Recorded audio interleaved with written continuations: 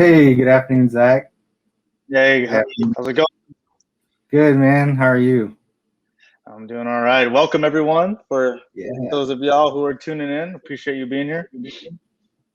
Welcome, insiders. Hey, can we get we'd like to give some shout outs, where everybody's from, when you served. Let's see those comments. Yeah, in the comments, if you would put your years of service, your branch of service, and your MOS as well. That'd be great. So today's going to be a fun topic. We'll try to keep it light. This is probably the most important day in your claim status. So we want to get some good information to you guys. Hey, Arnold from Kentucky, welcome. All right. Yeah, it's gonna be a good one. As Eddie said, the C&P exam is the most important day in the process. So very important that we talk about how to open up for that exam. So it's going to be good. Robert, I see you, sir. Thank you very much. You were in the Navy, 88 to 96. Appreciate your service, sir. Walter, Yorktown, Virginia, Army, 1970 to 94. Thank you for your service. I see Rex is out of Massachusetts. Thank you for joining us. Sean Daniels, Texas, 27 years, Navy Aviation, mechanics aircrew. Welcome. Oh, great. Ricky Dowdy, I see you, sir. See you in the classes every morning. USMC, Semper Fidelis. Welcome, Ricky. Glad you're here. Right. We got Monica, 92 to 2001 from Massachusetts. Welcome. Sean, See Arnold Owen. Yep. Yeah, Arnold Owen, Scout. Awesome. Welcome. Wow, Mr. Arthur Hunt, 79 to 2008. Incredible. Wow. Very cool. Welcome, sir. That's right. Army beat Navy. Eduardo Hernandez. Navy beat Army. Got to go the other way on that one. We'll introduce ourselves after this, and you'll see why that is.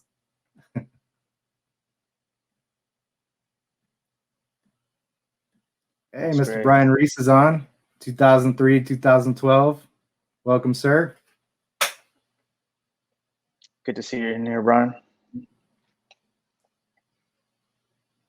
Rex, there you go. Go Navy. I knew it was coming. All right. Teresa, looks like U.S. Navy Hospital Corpsman, 3 years, 69 to 71. Awesome. Welcome. I see Rosalia. She's in the morning classes as well. Great to see you, Sergeant Major. Yeah, welcome, Sergeant Major.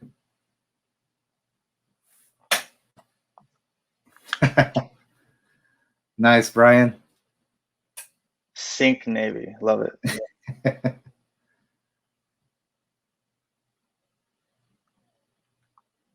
Yeah, we'll see what the Space Force is all about soon.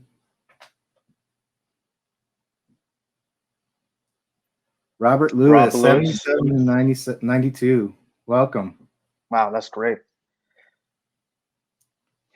Hey, Jason, congratulations. 100% PNT. That's great. That's awesome. Congratulations to you, sir. Congrats.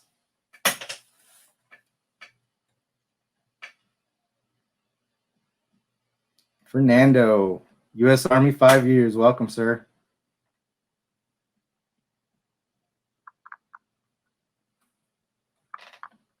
Yeah, we got a lot of vets in here with a lot of years of service.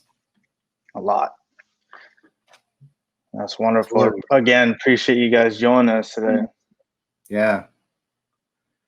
And welcome, everybody. Keep writing in where you're at, what you served, and we'll get started here. I'll do a quick introduction on myself. So my name is Eddie, Coach Eddie Chavarria, Chief Chavs for short. I spent 6 years in the Army, active as enlisted. Did MP as my MOS.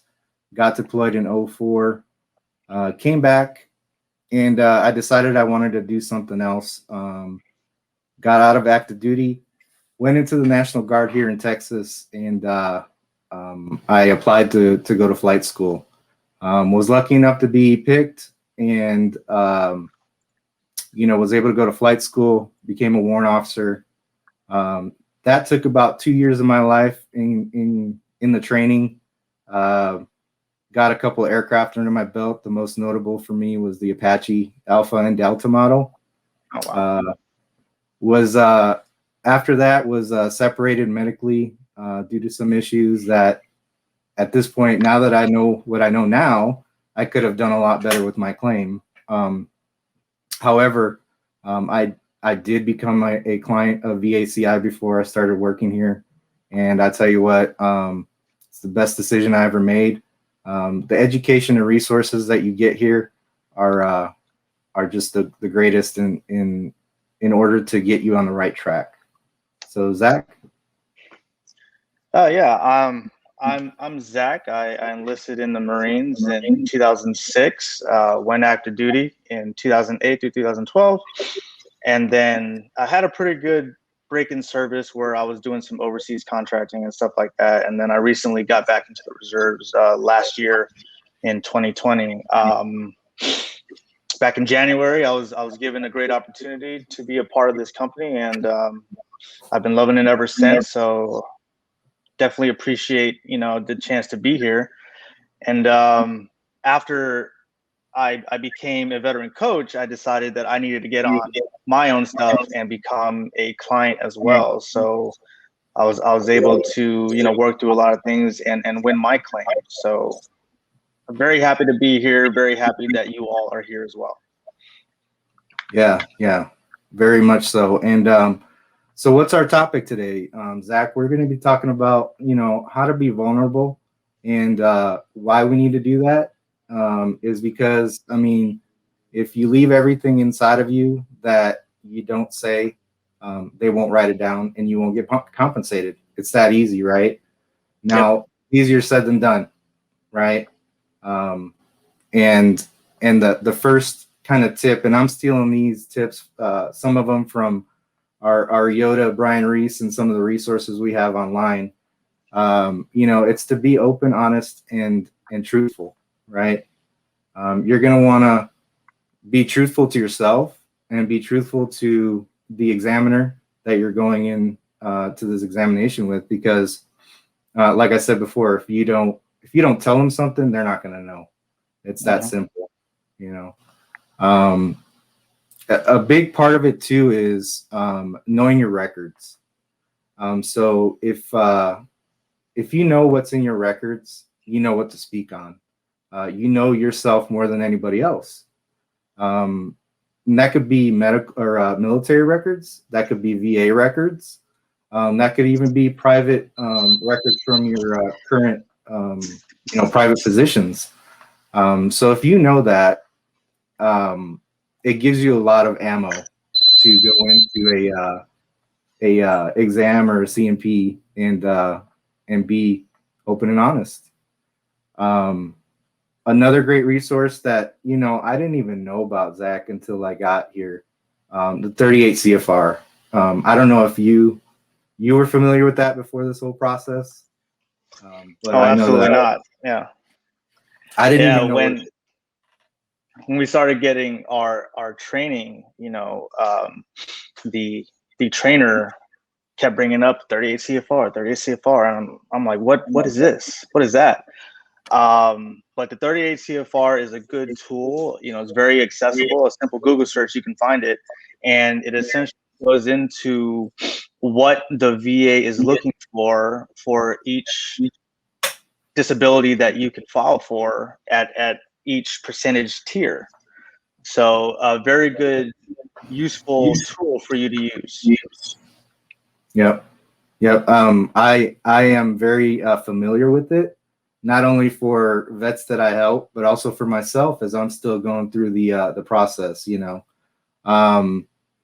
It's a very handy tool. It takes a little bit to get used to looking through it, but once you do, you know, you kind of know what you're looking for and how to guide your story to what they're looking for as far as ratings and what you deserve. And then, you know, one of the biggest tips that we give is do not have your best day. It doesn't mean that you go in there and you lie. It just means that you're going in there and you're telling them what your worst day is and that it probably will happen again, because they need to know that as far as what they're going to be rating you on. Okay. And then lastly, and what this is all about, be uncomfortably vulnerable. So, like I said, I stole some notes and I did some research and I did some soul searching on my end to see why we have to be uncomfortably vulnerable, what it is, and maybe some of the how-tos and tips on maybe how to practice on being that way. Because all of us being in the military, that's just something that we didn't do. You know, we didn't go in to the shop, or we didn't go into our platoon sergeant or what have you and say, hey, you know, today's just not a good day, you know, or I got to go to sick call. We just sucked it all up in the military and you got the mission done. Now it's your turn. The mission is you. The mission is taking care of you and taking care of your family. And this is how you do it. And this is why you do it. So the first reason, truth will set you free. You know, free yourself of the burdens. You've probably kept these issues in for a long time. This might be the first time you ever spoke about any of this. And just to kind of give you guys a little bit of my uncomfortable truth, when I started this process years ago, I think 2014 on my own, I had no idea what this meant. I just went in there, did the statement, said my stressor event, and that I'm just not doing well, right? I didn't know how to explain all that. So the resources we offer are very helpful in doing so. The second tip or reason is you can learn a lot about yourself. You may not know some of these things about yourself or behavior, but the only way you can tell it is if you tell it to yourself and to the board certified physicians that you meet with, the good, bad, and the ugly. Okay. And then the third reason why is it all comes down to your current level of occupational and social impairment. Okay. So this is due to the severity of your symptoms, the 31 mental health symptoms that we refer to in our process. The more open, honest, and uncomfortably vulnerable you are during the evaluation, the more accurate your rating will be. It's that simple. Like I said, if you say it, it's there, black or white. What are your thoughts, Coach Zach? Yeah, that's great. Certainly appreciate your point about, you know, like what we're taught when we're active duty. You know, I was a Marine, but not only that, I was a Marine officer. So going to sick call, saying to my battery commander, hey, sir, I know we're supposed to go to the field, but I just can't do it right now. It just wasn't in the cards. And it's something that whether you're in for 4 years or 30 years, it's just something that's ingrained and part of you. And it could be hard to open up about that stuff. But as you said, the doctor won't know what you don't tell them.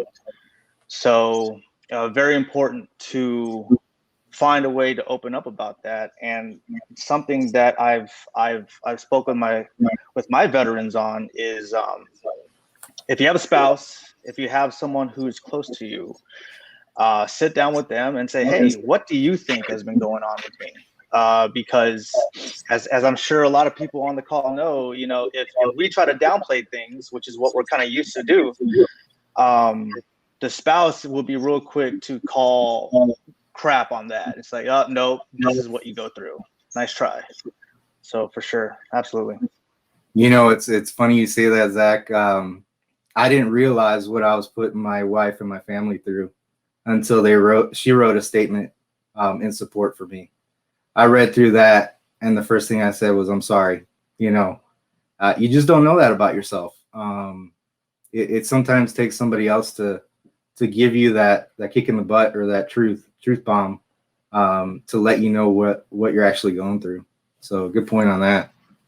Yeah, absolutely. Because, you know, a lot of my veterans think that what they go through is just normal. Just like, yeah, I was in the military and this is just what happens. But if you take your experience and juxtapose it with, you know, John Jay on the street, it's not normal. Yep. I hear a lot of veterans say that, you know, that's just my normal. I didn't realize it was something that was unusual, you know, and until they take a step back and look at it or have somebody else point that out. So yeah. Next I want to kind of talk about what uncomfortably vulnerable is, because it's kind of a hard theory, right? So uncomfortably vulnerable, you know, details about your work and life and how the mental health conditions are limiting or affecting you in negative ways. So if it's uncomfortable, awkward for you to say, then you're on the right track. Okay. That's just what it is. I mean, it's probably something that you never have talked about, like we said before, or don't want to talk about. But once you say it, you have that realization like, wow, okay, I just said that. It's the truth, you know? And the other thing I want to say about that is there's no judgment. You're dealing with professionals that deal with this type of situation all the time. So don't think that you are being judged. You're being evaluated. Okay. Another what is so explaining your severe depression, anxiety, perhaps too depressed to get out of bed in the morning, or you called into work many times, or your anger is so severe that you start throwing things across the room, punching holes in the wall, you know, yelling, screaming, all that stuff, right? That's something that's very uncomfortable to admit. But if it's something that is your truth, it has to be said. Because if it's not said, again, it's not written down and it's not going to go towards your disability. And then I have one more of the what. So telling uncomfortable truths, sexual dysfunction due to mental health, panic attacks, nightmares, severe insomnia. I'm sure this rings true to a lot of us on this. You know, OCD behaviors, driving people off the road ready to fight, you know, road rage, all these things, right? These are what uncomfortably vulnerable looks like as far as telling your story. Do you have anything to add to that, Zach? Any kind of experiences or other examples that you may think of? Well, I mean, I can only really use myself. I'm a veteran of OEF, Operation Enduring Freedom, and you know, there were some things that happened over there that I still carry even to this day, and I knew what we just spoke about if I didn't speak on what I was going through, then my rating wouldn't reflect accurately. So I made notes, and I just had the mindset in terms of opening up with the doctor that I'm not going to see this person ever again, probably. So there was nothing holding me back from dropping the hammer and just sharing all, you know. And what I was able to share with this doctor is things that I haven't shared with my kids, with my wife. And I think that personally, I did a good job with it, and I was able to get a fair rating, I think. Right. Yeah, I mean, we all go through that, right? And like we said before, I mean, we just got to look inside of ourselves. Everybody's got their own story, and all those stories are valid, all of them. And here at VACI, you know, VA Claims Insider, we like to believe we have a community of brothers and sisters, and we got your back.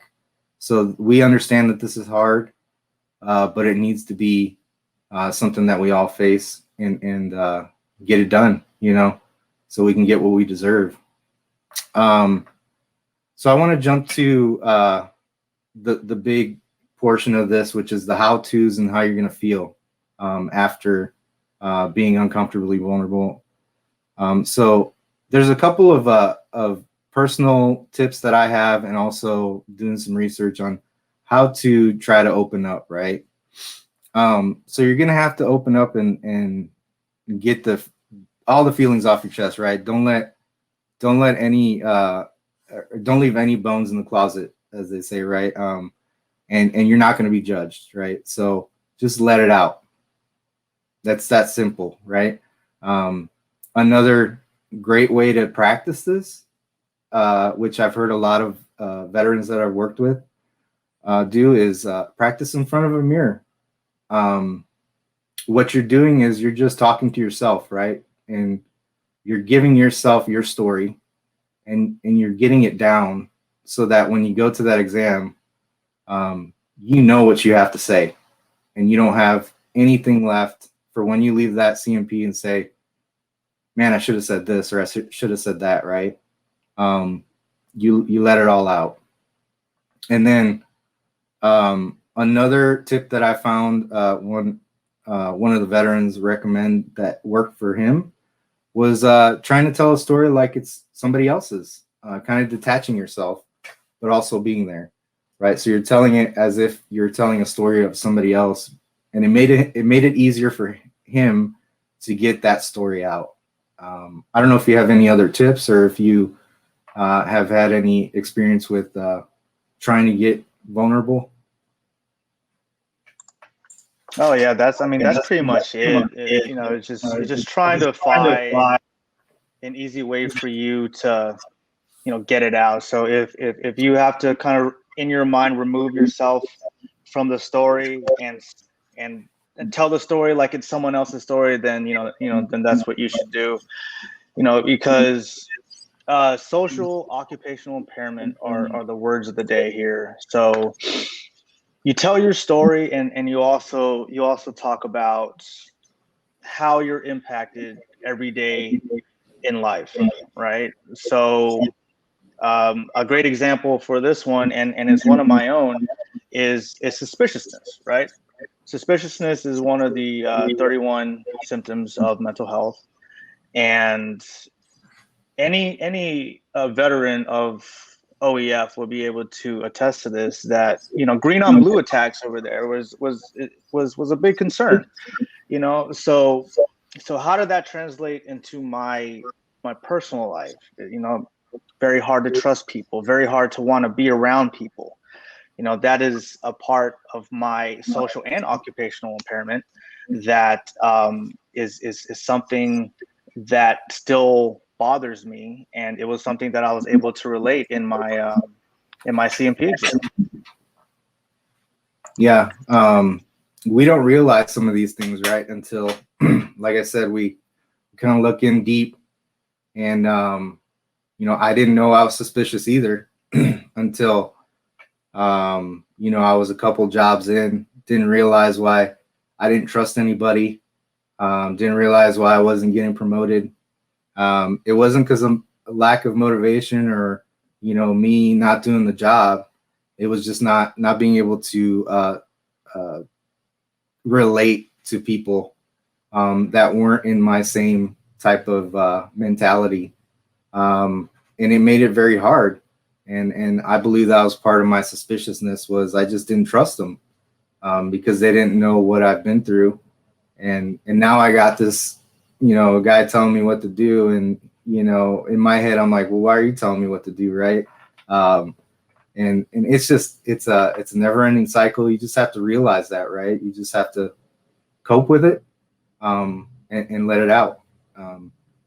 So yeah, a couple of things also that you might feel that you will let you know that you're on the right track is vulnerability will cause some feelings.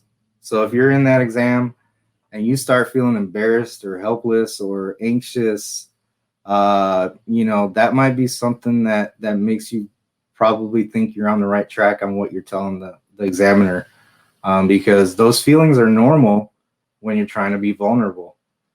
You know, if you're telling them about your, for example, sexual dysfunction, that's not an easy subject to talk to anybody about. It's not easy to admit. So it's going to cause some type of feeling. But that's why you're there. You know, that's the one and only time probably that you should be doing that, you know. And then realize that you're going to make the choice to put yourself in this situation, which will put you in a situation will give you these feelings, right? So it's okay. You know, if you're feeling this, you're on the right track, and you're letting everything out. Okay. And then know afterwards, because this is a very stressful and anxiety-ridden type of situation, let yourself come down from it, right? You're gonna still be on those emotions. I heard our coworker, Dr. John, one time recommend give yourself a day before and a day after, so that you can kind of decompress, let yourself relax, take time for yourself, right? And I've taken that to heart, especially, you know, recently. Yeah, that's a good point. I know after mine, it was so, you know, emotionally draining that I, like, for the rest of the day, I was pretty much checked out. And I had to take the day because otherwise I wouldn't be able to do anything otherwise. So always a good idea, I think, that if you're going to any C&P exam where you're forced to open up and share some of the things that you wouldn't share otherwise, you know, you want to take some time for yourself and kind of get back to your center. Yeah, no, definitely. It's a very traumatic experience of revisiting traumatic experiences from your past, right? And now you have to relate them to your truth, and that's going to take a toll on anybody. But if I can say anything is, like I said, if you're feeling this, you're on the right track, because it's all about getting your truth out there, not letting anybody take charge of it. You're in charge of it. You take it from the horns and you just go with it, right? And you'll be successful. Yeah.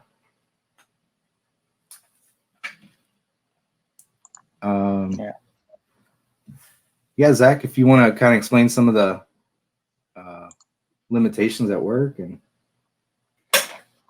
Oh yeah, for sure. So, you know, a lot of your limitations that happen at home, they also have the potential to, you know, happen in the workplace, you know.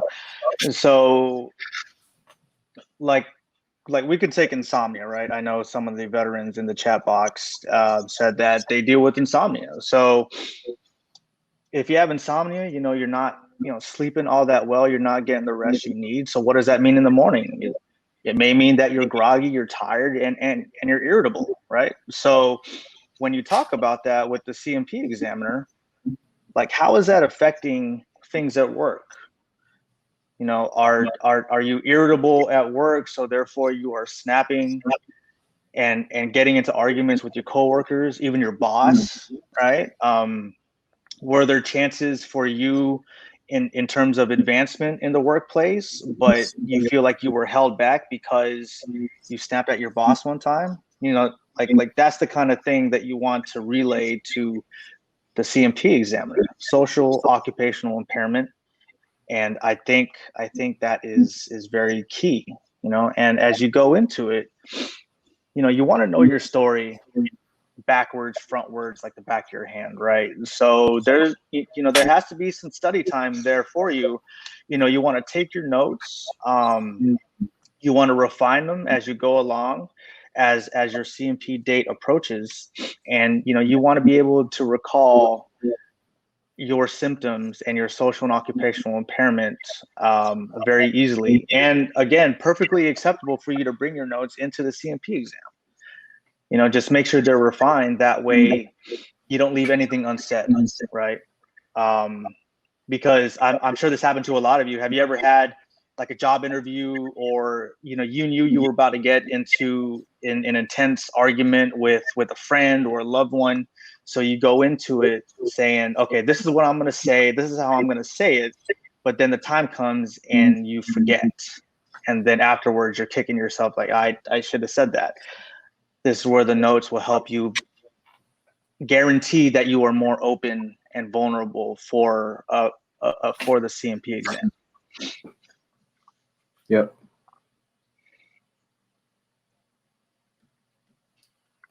So yeah, Right.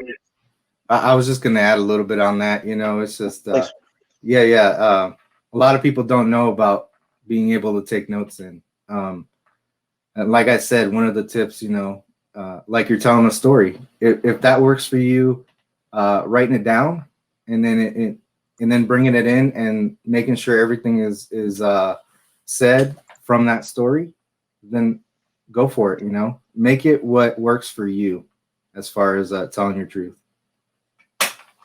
Absolutely. So when you meet with the C&P examiner, and you tell your story and you have your story planned out, think of your story in 3 separate phases, right? You have before the military, during the military, and then after, right? So when you go into before the military, what were you like as a teenager? Were you the star quarterback of the team? Were you, the head of the yearbook committee? Like, what were you like as a young man or a young woman? And then you transition into the military. What did you go through? What did you see? What were you a part of? And then go into how those experiences affected you post-military. What have you taken with you? What has never left you? I think that's a good way to think about it. It's certainly how I did it, because when you do something like that, you're able to show a contrast from what you used to be to what you are now. And right smack dab in the middle of there is your military service. Yeah, that's great, Zach. I mean, I'm going to steal that from you because it makes a lot of sense if you do it in that way.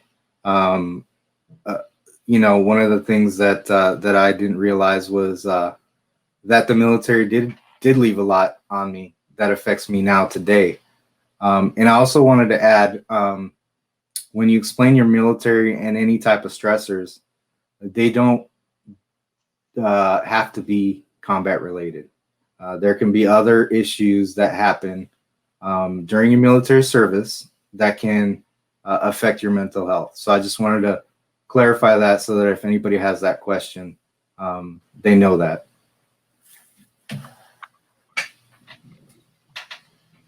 Right. And another piece of advice is as you go into this thing with the C&P examiner, you got to remember that they're not your friend, but with that said, they're not your enemy either. When you go into it, you want to be polite, be professional, but you got to remember that you are there to do a job, and the examiner is there to do a job as well. It's essentially a business meeting. All right. So you go in there, you do what you got to do, you say what you got to say, and then you let the chips fall where they may. And again, I know I mentioned this earlier, but remember that when it comes to opening up, I know it could be hard. It's certainly hard for me still, but just remember that when you go into the C&P exam, you're meeting with one person, and this one person, chances are you're not going to see them ever again. So if you have certain items that you are embarrassed to speak on, don't worry about it, because you're not going to see this person again. So just let it fly, let it loose, and ensure you tell your entire story. Yeah, very, very important that we realize that we're in that setting, right? Even though they are professionals and they're counselors, we're not there to be counseled, and they are not our friend. They are there to evaluate us. So that's the bottom line, right? Tell your story, tell your truth, do those uncomfortably vulnerable types of exercises to get it all out there.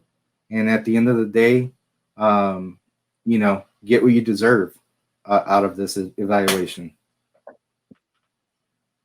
Absolutely. So I think we're ready to hop on some questions. If anybody has any questions, we'll look through the chat.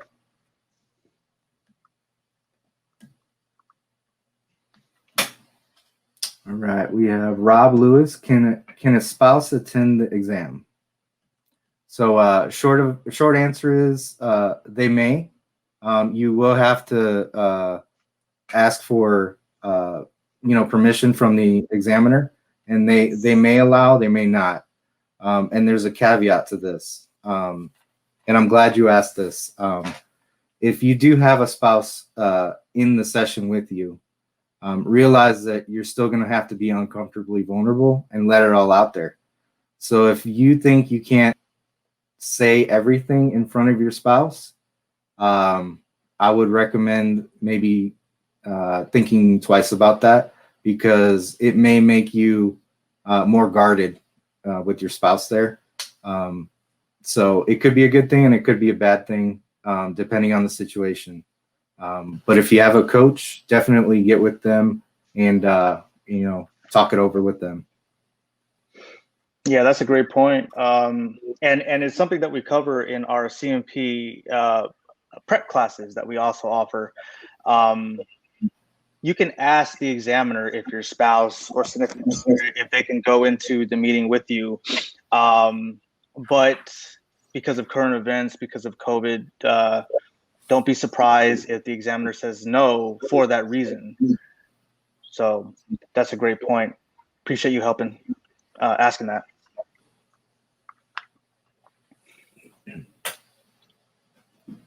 See, Charles, how long does it take to get a C&P exam these days? I realize how anxious I am. Yeah, it kind of depends, Charles. I've had veterans, submit their claim on a Monday, and then on a Friday they get a call to schedule their C&P exam. It just kind of depends on the VA and sort of availability in your area. I know for me personally, I submitted the claim that I did right before this year's Super Bowl, and I didn't get a call for a C&P exam until about 3 weeks later. And then because of availability, it turns out that overall I had to wait about a month and a half for my C&P exam. So it just kind of depends and varies. It does. I do want to add one note on my experience. So I waited about 2 weeks and didn't hear anything. So I went ahead and called the VA help desk at the 1-800-827-1000, and just wanted to ask them on the status of my claim. They told me that they were who was going to be doing my C&P, and actually gave me their number so that I can go ahead and schedule with them. So it doesn't hurt to stay on top of the VA and take charge of your claim on that aspect.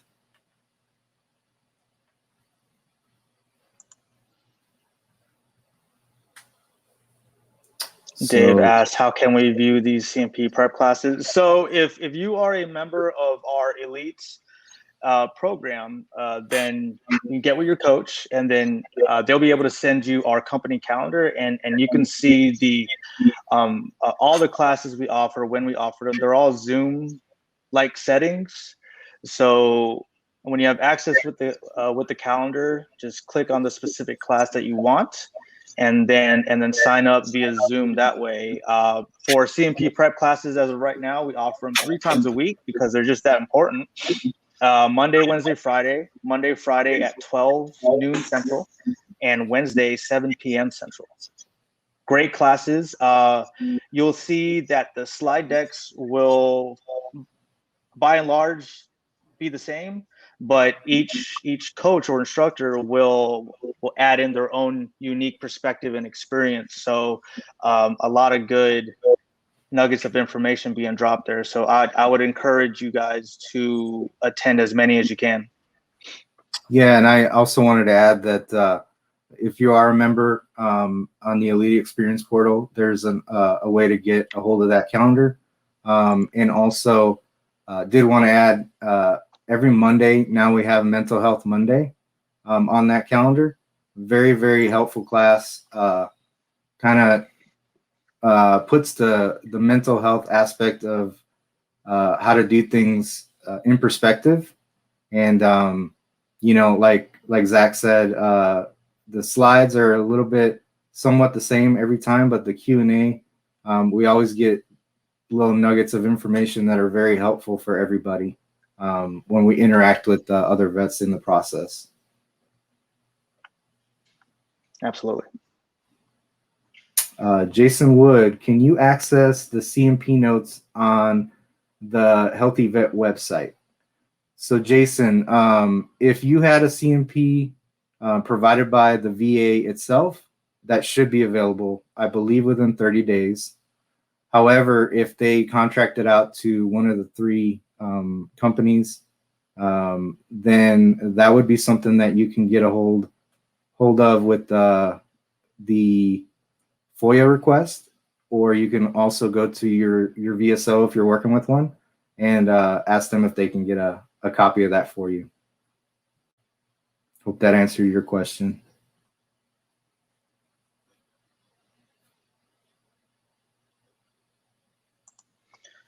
Okay. What advice can you give for someone awaiting a C&P exam for PTSD? Yeah. Again, take notes. You want to take notes. You want to continually refine them as you go along.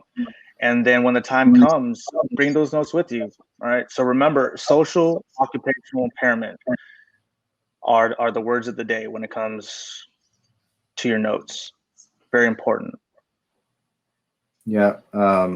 You wanna have that, the VA, the evaluator, the rater understand why you are, applying for compensation, because it's affecting you occupationally and socially. That's the main thing they're looking for, right? So Zach is right on it with that.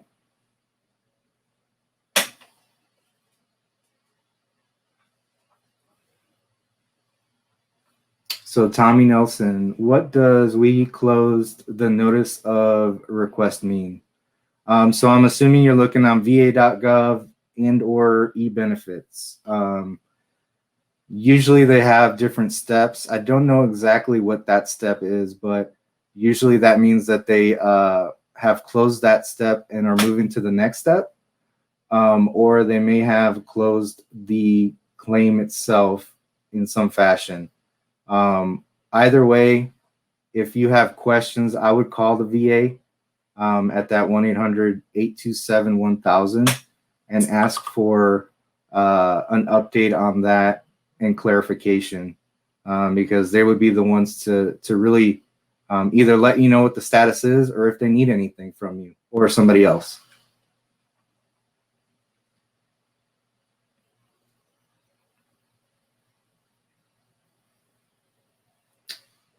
So Kevin Sanders, which VACI team are you 2 with, and for what classes offered? Hey Kevin, we're both on different teams, but we all work together. So what you'll see here at VACI is we have one team, one goal. For instance, I may have a question and go to Zach and ask his perspective. I may go to another coach and ask for their perspective, and vice versa. We all work together because our main goal is to get success for every veteran that we work with. As far as classes we do, it's kind of a round robin. We kind of pick different classes to host each month. So you'll see us on there periodically with different coaches. And like I said, the classes themselves, we try to teach the fundamentals in the slideshow in the beginning. And then the Q&A is where the real success comes in, right? Because we have coaches and veterans that are going through the process that can give real life type of detail and get those nuggets of information from their experience.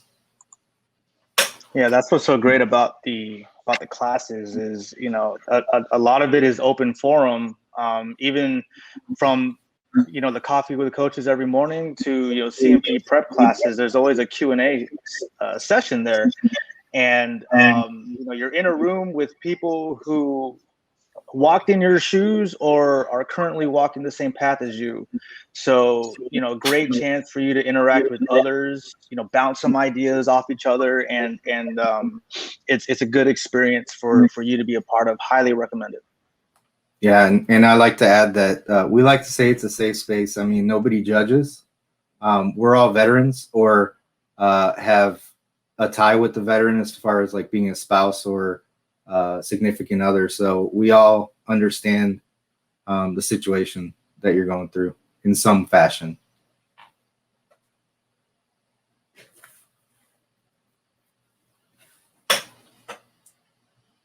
Lee, can you get rated for hypertension? I have seen that, Lee. I wouldn't know the specifics off the top of my head, but like we said in the beginning, if you want to Google the 38 CFR Part 4, it can give you some information on hypertension and maybe secondary to something else. If you do have a coach, I recommend you book a session with them and you know, kind of talk through it with them and see if that's the highest value route you want to go for, and if there's anything else that you may qualify for.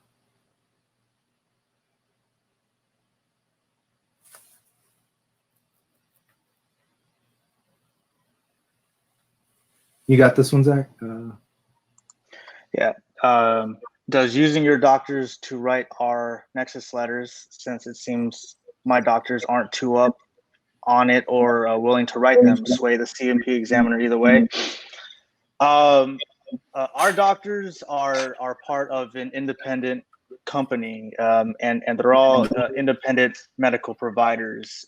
So if you sign up for the Nexus letter, what you'll do is you'll put all of your medical evidence into your Google Drive, and then the doctors will comb through all that, and then they'll let you know if they're able to write one. And I personally have had great success with the Nexus letters that come out of it with my veterans. So if you have access with that, I would say use it, because as you said in the question, you know, some doctors, a lot of doctors, they may not know how to write it, they may not know the verbiage they have to use, or they may just not want to do it at all. So you know, this is part of what the doctors at Telemedica do. What do you think, Eddie? Yeah, no, definitely. You know, great success. They do their research and they put a lot of thought and education behind it when they're doing that. So they have to take that medical evidence and you know, look through it and make sure that they are able to write a Nexus for it. And you know, once that's done, it's usually great success. And if a lot of people don't know what Nexus is, it's that connection, right? That connection of a disability that you are diagnosed with to service.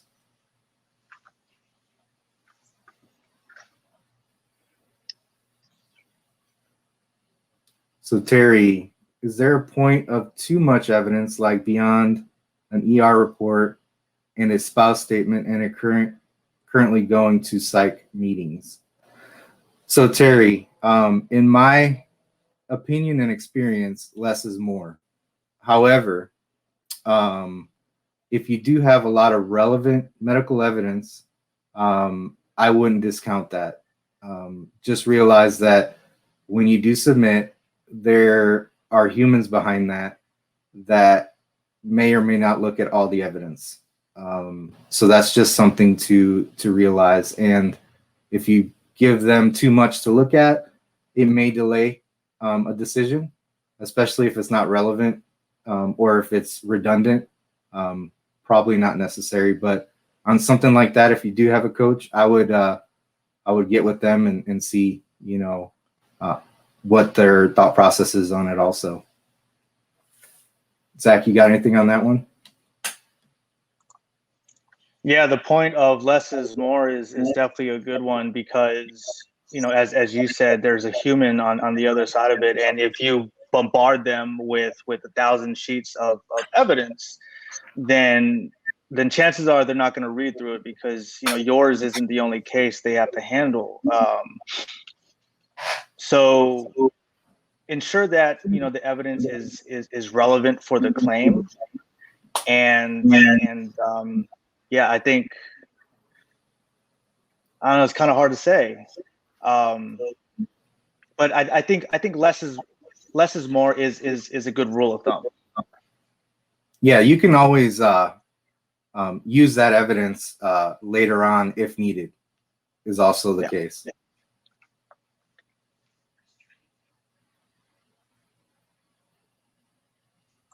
See, yes, would you recommend? Always seek help. We always recommend that you seek help. Go to the counselor. That's what you're needing. So definitely, we want you to get help. And then that will also help in your your claim process, because it shows relevant medical evidence that you're seeking help, and that's really good evidence. And by the way, you're getting help, which is great. Yeah, that's something that I do now, Omar, is I have a counselor with my local vet center here in Austin, and I meet with him once a month. And then when I filed my claim for PTSD, that was something that the VA was able to look at and access. And so, as Eddie said, they were able to see that I'm currently and still seeking help.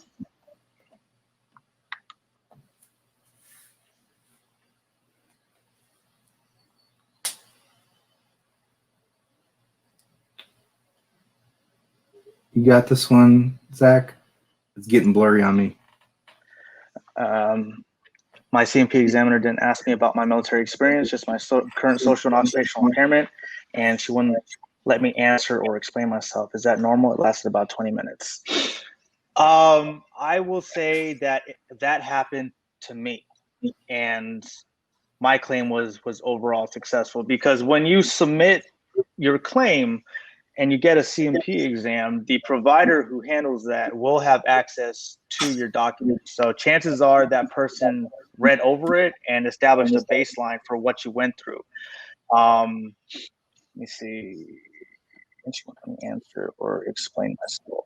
But on the part where she wouldn't let you answer or explain yourself, I would definitely call the VA hotline and let them know how you feel about it.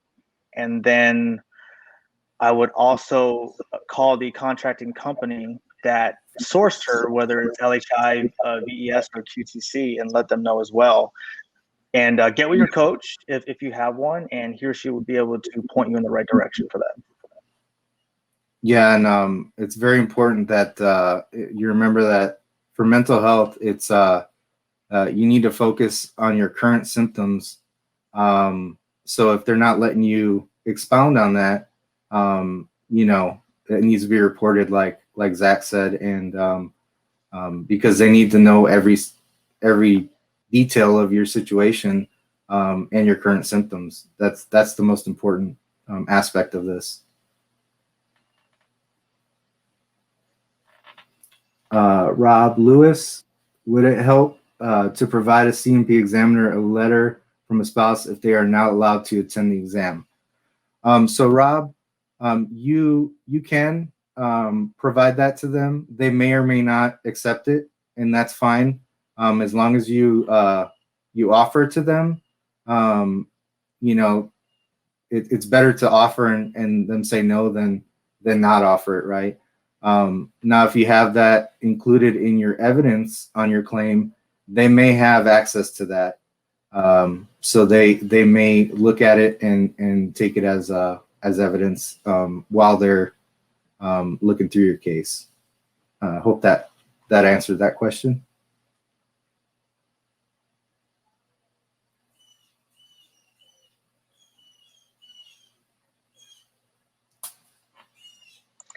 It says, I have a C&P exam this Friday, but it's going to be virtual. What advice would you give me? I would say one of the biggest drawbacks of a virtual C&P exam is essentially what you're looking at right now. You can only see from here to here.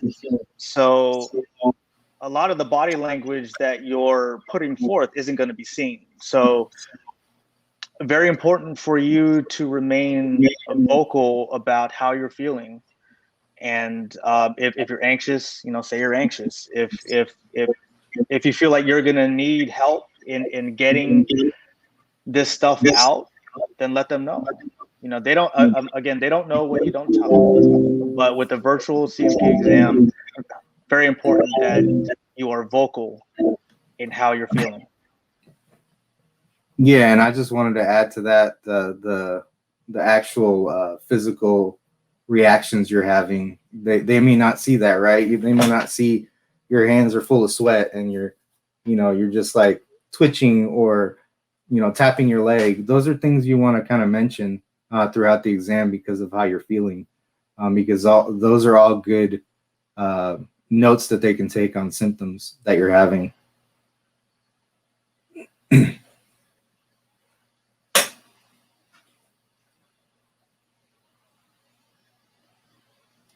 So Stacy, I have my C&P exam or C&P on Friday, and the paperwork is not covering 6 items to include mental health. Do I bring up or request another appointment? My first analysis on this is a C&P is not for mental health. So if that's the case, then you need to, get some of that documentation evidence for mental health and then submit for that so that you can get an appointment. Zach, do you have anything on that? Yeah, I think you hit it right on the nose. If the paperwork is not covering 6 items to include mental health, a C&P exam is supposed to be for one specific item. Right? So if you're in there for PTSD, you're in there for PTSD.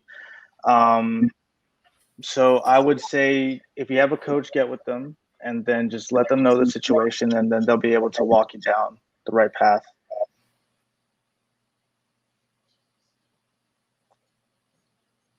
Is sleep apnea hard to win compensation? I think so. Yeah, it's a pretty difficult one. One of the things outside of a formal diagnosis and a nexus letter for sleep apnea is one of the things that the VA looks for is you reporting it while you're active duty. So very important for you to either maintain your military medical records or find a way to get them, because the VA is probably going to want to see that. Yeah, I have personal experience on that, Zach. Denied last year because I didn't know what I was doing. Denied a month ago, had a solid nexus, and now it's in higher level reviews. So it is a battle. It definitely is a battle unless you were diagnosed with it during service. Yeah, I just got diagnosed with it, and I actually got my CPAP yesterday. So it is something that I plan on filing for. So I think I'm going to be walking into something similar as you. Yeah, as long as you know that it's going to be, and all these could be a battle, right? I mean, as long as you stick with it and you know you deserve it and you have the ethically, medically, all the reasons to get it, keep fighting. Yep. It's not over until you quit. Mm-hmm. Javier, I was recently denied for PTSD. I was told by my coach to call the White House hotline and open a claim because we did not agree with the decision. The person that I spoke to look through my claim and told me to file HLR due to clear and unmistakable evidence. What exactly does this mean?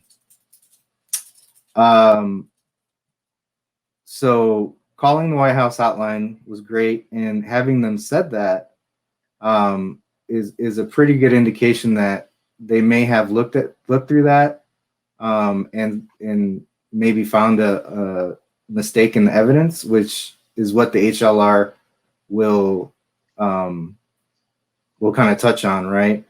So that HLR will go to a senior rater. They'll look at your claim from start to finish to see if there were any mistakes, and if there were, what they were, and then make a decision from there, favorable or non-favorable. So just keep up the fight. All right, guys. We are at the top of the hour. I know that there were some questions that we didn't get to. Certainly apologize for that, but don't worry. Someone will come through the chat box there, and someone will be in touch. But until that time, we certainly appreciate you guys joining us. We appreciate you, appreciate your service. Thank you for your service.